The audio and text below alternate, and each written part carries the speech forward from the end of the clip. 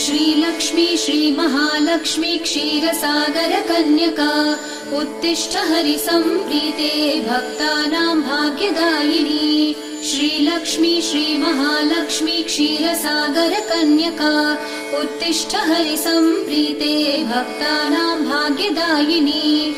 उत्तिष्ठोत्तिष्ठ श्रीलक्ष्मी विष्णुवक्षस्थलालये उत्तिष्ठ करुणापूर्णे लोकानां शुभदायिनी।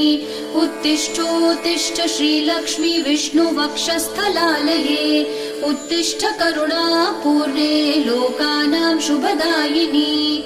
श्रीपद्ममध्यवसिते वरपद्मनेत्रे श्रीपद्महस्तचिरपूजित पद्मपादे श्रीपद्मजात जननी शुभपद्मवक्त्रे श्रीलक्ष्मी भक्तवरदे तव सुप्रभातम्।